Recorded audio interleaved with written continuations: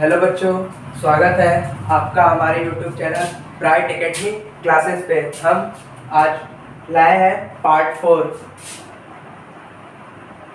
Class 9 का हमारा syllabus चल रहा था, जिसमें हमने बायोलॉजी को फर्स्ट एलियूज किया है, जिसमें हमारा पहला चैप्टर सेल चल रहा था।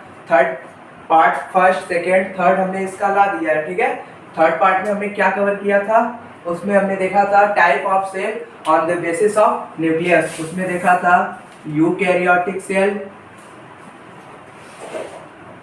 Eukaryotic and prokaryotic.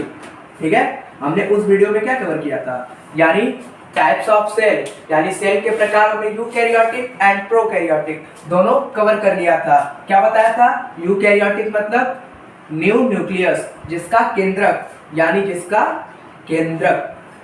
केंद्रक क्या हो? डेवलप्ड हो, यानी जिसका केंद्रक यानी न्यूक्लियस नया होगा, न्यू होगा, उसे क्या बोलेंगे? Eukaryotic cell. और जिसका केंद्रक प्रो मतलब प्राचीन यानी पुराना, अनडेवलप्ड। जिसका केंद्रक अनडेवलप्ड होगा उसे प्रोकैरियोटिक, एंड जिसका केंद्रक डेवलप्ड होगा उसे यूकैरियोटिक। ठीक है, केंद्रक को इंग्लिश में क्या बोलते हैं? न्यूक्लियस। ठीक है, तो यानी न्यू न्यूक्लियस वाले सेल को बोला जाएगा यूकैरियोटिक, एंड अनडेवलप्ड न्यूक्लियस वाले सेल को क्या बोला जाएगा? प्रोकैरियोटिक। ठीक है, पार्ट 3 में हमने इतना कवर किया था। और भी कुछ देखा था, बता दे रहे हैं।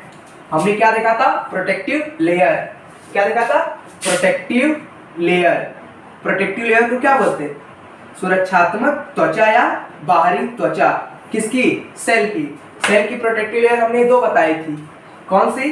एक बताई थी हमने सेल वॉल, सेल वॉल यानी कोशिका भित्ति, सेल वॉल बताई थी। और दूसरी क्या बताई थी?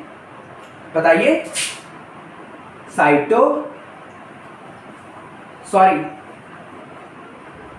प्लाज्मा मेम्ब्रेन, प्लाज्मा मेम्ब्रेन यानी कोशिका झिल्ली। ठीक है, कोशिका झिल्ली। यानी हमने इसके पहले वाले वीडियो में क्या क्या कवर किया था? Eukaryotic cell and prokaryotic cell. और क्या कवर किया था?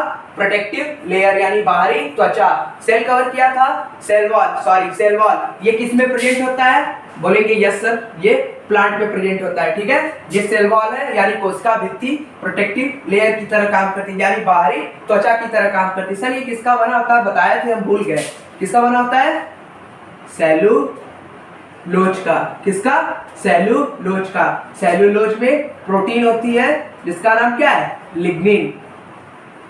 लिग्निन प्रोटीन के कारण सेलुलोज जो होता है वो मजबूत होता है, इसीलिए इसको प्रोटेक्टिव लेयर बोला जाता है। ठीक है, सेल वॉल को। किसका? प्लांट्स का। ठीक है, हमने प्रोटेक्टिव लेयर की कवर किया था। और cell, type of cell on the basis of nucleus, इतना चीज हमने पार्ट 3 में पढ़ लिया। अब हम पार्ट 4 शुरू कर रहे हैं। इसमें क्या पढ़ेंगे हम आपको बता देते हैं। ठीक है,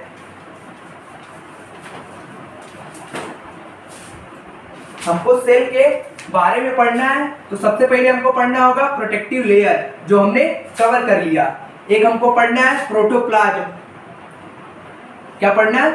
प्रोटोप्लाज्म। प्रोटोप्लाज्म को बोला जाता है जीव द्रव्य। जीव द्रव्य यानी जीव मतलब कोशिका, द्रव्य मतलब लिक्विड। कोशिका में पाए जाने वाले द्रव को क्या बोलते हैं? जीव द्रव्य। अभी बताएंगे, इसके भी 2 टाइप होते हैं। एक होता है केंद्रक द्रव, एक होता है कोशिका द्रव्य। ठीक है, दोनों बताएंगे। हम आज यही फुल्ली कवर करेंगे। ठीक है, अब हम इसके आगे वाले वीडियोस में पढ़ेंगे, वो हमारा होगा ऑर्गन्स, यानी कोशिका में पाए जाने वाले अंगों को क्या बोला जाता है? ऑर्गन्स यानी कोशिकांग। जैसे माइटोकॉन्ड्रिया। ठीक है, और भी जैसे गाल्जी बॉडी, ये सब हमारे क्या है? कोशिकांग है, यानी कोशिका में पाए जाने वाले अंग है। ये क्या है? कोशिकांग है। और ये हमारा क्या है? लिक्विड पार्ट है कोशिका पाए जाने वाला। आज के वीडियो में हम इतना कवर करेंगे, पीछे हमने इतना कवर कर लिया है। ठीक है, तो हम आज शुरू करेंगे प्रोटोप्लाज्म। देखते रहिए वीडियो, सब समझ आएगा। ठीक है, स्क्रीनशॉट मारने का भी मौका आपको दिया जाएगा। हम साइड में हट जाएंगे, आप मान लीजिएगा, ठीक है। हम शुरू करेंगे अपना जीव द्रव्य, ठीक है। जीव द्रव्य को बोला जाता है प्रोटोप्लाज्म, ठीक है। आपके लिए क्वेश्चन है, आप लोग कमेंट सेक्शन में डाल दीजिएगा कि जीव द्रव्य की खोज किसने की, ठीक है। बताएंगे हम अगले वीडियो में, तब तक आप इसको कमेंट सेक्शन में बताइएगा किसकी खोज किसने की, ठीक है। डिस्कवर बाय कौन है, बताइए। आप लोगों के लिए क्वेश्चन है, फिर भी हम इसके बारे में बताएंगे, बस खोज जो किए हैं उनको छोड़ देंगे, ठीक है। आप लोग उनके बारे में बताइएगा। हम पढ़ेंगे प्रोटोप्लाज्म, ठीक है। पहले समझिए, प्रोटोप्लाज्म 2 टाइप का होता है, मतलब 2 भागों से मिलकर बना होता है। टाइप ना बोल के बोलेंगे, 2 भागों से मिलकर बना होता है। पहला होता है साइटोप्लाज्म, एक होता है न्यूक्लियोप्लाज्म, ठीक है। एक होता है साइटोप्लाज्म, एक होता है न्यूक्लियोप्लाज्म। साइटो मतलब होता है कोशिका, यानी कोशिका। प्लाज्म मतलब होता है द्रव, कोशिका द्रव्य।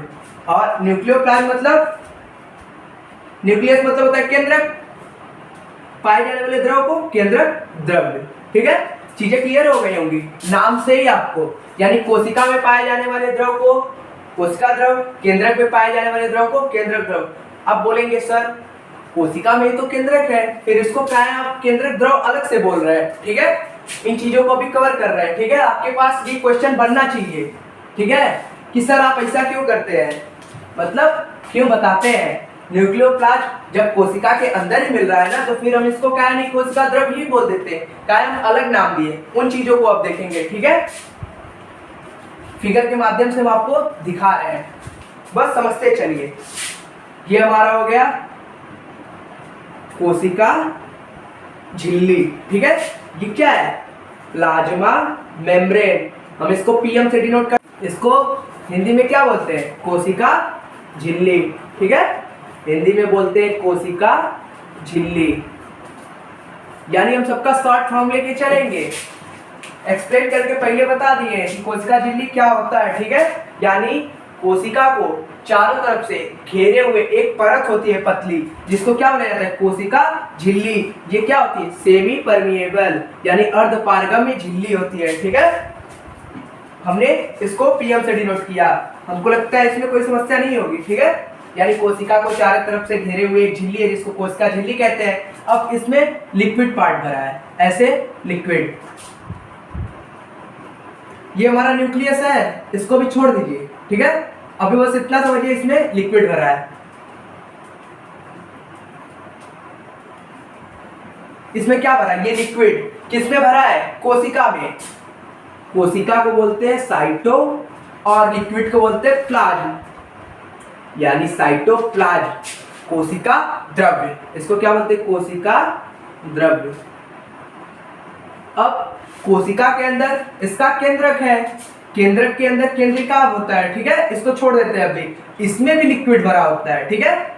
इसमें क्या भरा होता है, लिक्विड। इसको क्या बोला जाता है, इसको बोला जाता है, किसमें भरा है ये, पहले हमको ये बताइए। ये भरा है न्यूक्लियस में, यानी केंद्रक में। किसमें भरा है, केंद्रक में। क्या भरा है, द्रव भरा है, इसलिए इसको बोलेंगे केंद्रक द्रव्य।